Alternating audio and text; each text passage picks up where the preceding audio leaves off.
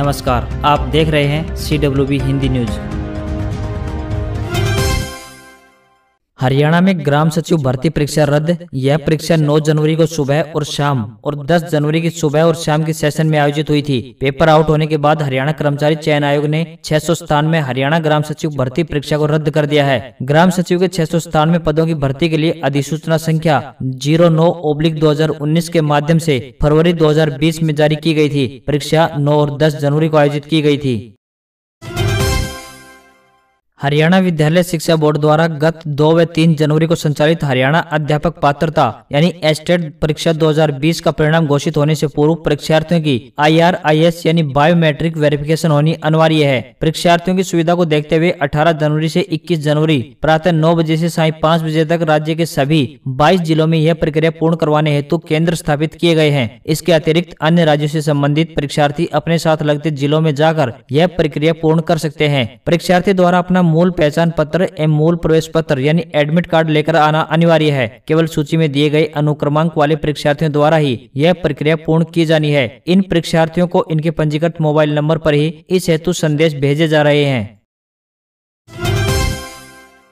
उत्तर प्रदेश सरकार के बाद अब हरियाणा सरकार भी अपने यहाँ फिल्म सिटी बसाने जा रही है। सरकार इस योजना पर काम कर रही है। इसके लिए 50 से 100 एकड़ तक भूमि निर्धारित की गई है। इसके अलावा हरियाणवी कलाकारों को प्रोत्साहित करने के लिए राज्य स्तर पर हर साल एक अवार्ड दिया जाएगा और कला के प्रोत्साहन के लिए हर संभव सहायता भी दी जाएगी। खुलासा हरियाणा के मुख्यमंत्री मनोहर लाल खट्टर ने किया। पब्लिसिटी सेल की OSD गजेंद्र फोगाट के नेतृत्व में हरियाणवी लोक कलाकारों के एक समूह ने शुक्रवार को मनोहर लाल खट्टर से मुलाकात की। मुख्यमंत्री ने मुलाकात के दौरान कलाकारों से हरियाणवी कला की बेहतरी के लिए चर्चा की। इस दौरान उन्होंने कहा कि राज्य स्तर पर रजिस्ट्रेशन किया जाएगा, जिसमें गायक के अलावा स्क्रिप्ट राइटर तथा टीम के प्रत्येक सदस्य को शामिल किया जाए।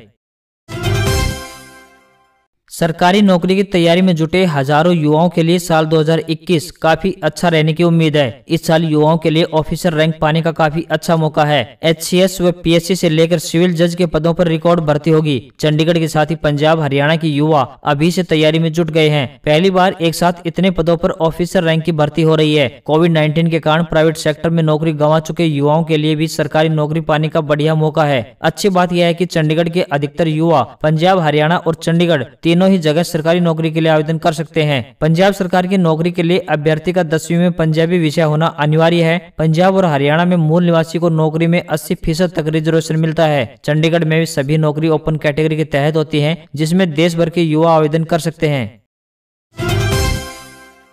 हरियाणा में खेल व स्कूल विशेष सहायकों की नियुक्ति रद्द, नई सिरे से होगी भर्ती। पंजाब एवं हरियाणा हाईकोर्ट के हस्तक्षेप के बाद हरियाणा सरकार ने खेल और स्कूल विशेष सहायक के पद पर हाल ही में की गई नियुक्तियों को रद्द करने और सार्वजनिक नोटिस देकर नए आवेदन आमंत्रित करने का फैसला किया है। यह जानकारी हरियाणा सरकार ने शुक्रवार को पंजाब एवं हरियाणा हाईकोर्ट में दी। मामले में हरियाणा सरकार द्वारा बिना किसी नोटिस व विज्ञापन के अपने चहेतों को खेल और स्कूल विशेष सहायक के पद पर नियुक्त करने को हाईकोर्ट में चुनौती दी गई थी। महेंद्रगढ़ निवासी तेजपाल और अन्य द्वारा दायर याचिका में खेल और स्कूल विशेष सहायक की भर्ती को हाईकोर्ट में चुनौती दी गई थी। देश में शनिवार को दुनिया के सबसे बड़े वैक्सीनेशन प्रोग्राम का आगाज हुआ। प्रधानमंत्री नरेंद्र मोदी ने सुबह 10:30 बजे वर्चुअली टीकाकरण अभियान शुरू किया। पहला टीका राजधानी दिल्ली AIIMS में सफाई कर्मी मनीष कुमार को लगाया गया। इसके बाद AIIMS डायरेक्टर रणदीप गुलेरिया ने भी टीका लगवाया। इस दौरान AIIMS में केंद्रीय स्वास्थ्य मंत्री हर्षवर्धन मौजूद थे। वहीं सीरम इंस्टीट्यूट ऑफ इंडिया यानी SII के CEO अदार पूनावाला ने अपनी वैक्सीन कोविशील्ड की डोज लगवाई। देश में कोरोना के खिलाफ वैक्सीनेशन की शुरुआत करते हुए प्रधानमंत्री नरेंद्र मोदी भावुक हो गए। कोरोना काल के मुश्किल वक्त को याद कर उनकी आंखें नम हो गई और गला भर आया। उन्होंने कहा कि जो हमें छोड़कर चले गए उन्हें वैसी विदाई भी नहीं मिल सकी जिसके वे हकदार थे। मन उदास हो जाता है, लेकिन साथियों संकट के उस वातावरण में, निराशा के वातावरण में कोई आशा का भी संचार कर रहा था। हमें बचाने के लिए अपने प्राणों को संकट में डाल रहा था। उन्होंने कहा कि हमारे doctor, nurse, paramedical staff, police, ASHA worker, सफाई कर्मचारियों ने अपने दायित्व को सही तरीके से निभाया। अपने परिवार से दूर रहे, कई दिन तक घर नहीं गए। सैकड़ों साथी ऐसे भी हैं जो कभी घर वापस लौटकर नहीं आ पाए। सर्दी का सीजन अभी आधा बीत गया है, लेकिन ठंड कम होने का नाम नहीं ले रही। छत्तीसगढ़ के जसपुर में पारा लुढ़कने के बाद बर्फ जम गई। पंजाब में 3 दिन शीतलहर का अलर्ट जारी किया गया है। यहाँ कई शहरों में विजिबिलिटी 10 मीटर तक हो गई है। मौसम विभाग के मुताबिक अभी 45 दिन की ठंड अभी बाकी है। जयपुर सहित पूरे राजस्थान में दिन भर ठिठुरन भरी सर्दी रही। राजस्थान के श्री गंगानगर का मैक्सिमम टेम्परेचर 15 डिग्री और मिनिमम टेम्परेचर 6.3 डिग्री सेल्सियस दर्ज किया गया।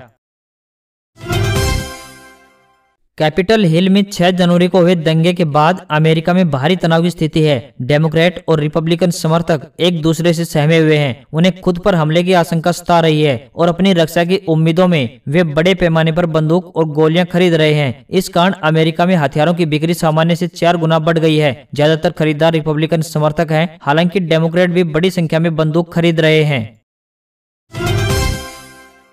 फिर शर्मिंदा हुआ पाकिस्तान। सरकारी एयरलाइन का पैसेंजर से भरा एयरक्राफ्ट मलेशिया में सीज। लीज का पैसा नहीं चुकाने पर हुई कार्रवाई। पाकिस्तानी इंटरनेशनल एयरलाइंस यानी PIA का यात्रियों से भरा एयरक्राफ्ट शुक्रवार को मलेशिया में सीज कर लिया गया। PIA ने लीज पर लिए गए बोइंग 777 विमान का लीज रेंट नहीं चुकाया था। जिस वक्त कुआलालंपुर एयरपोर्ट पर विमान को सीज किया गया तब उसमें पैसेंजर्स बैठ चुके थे। मीडिया रिपोर्ट्स के हवाले से न्यूज एजेंसी ने बताया कि यह कार्रवाई मलेशियाई कोर्ट के ऑर्डर पर की गई। PIA पाकिस्तान की सरकारी एयरलाइन कंपनी है। उसमें 2015 में वियतनाम की कंपनी से 2 एयरक्राफ्ट लीज पर लिए थे। इनमें सीज किया गया बोइंग 777 एयरक्राफ्ट भी शामिल है। विमानों का लीज रेंट चुकाने के लिए कंपनी ने 6 महीने पहले UK की कोर्ट में अर्जी लगाई थी। उस पर कोर्ट ने विमान जब्त करने का आदेश सुनाया था। अपनी पॉलिसी विवाद से जूझ रही व्हाट्सएप फिलहाल बैकफुट पर है। कंपनी की नई पॉलिसी अब 15 मई से लागू होगी। पहले ये 8 फरवरी से लागू होने वाली थी, यानी कंपनी ने पॉलिसी वापस नहीं ली, सिर्फ उसकी तारीख को आगे बढ़ाया है। कंपनी ने अपने ब्लॉग पर लिखा, हमें कई लोगों से फीडबैक मिला है कि हमारी प्राइवेसी पॉलिसी के अपडेट पूरी तरह स्पष्ट नहीं है। ऐसे में इसे समझने के लिए यूजर्स को टाइम दे रहे हैं।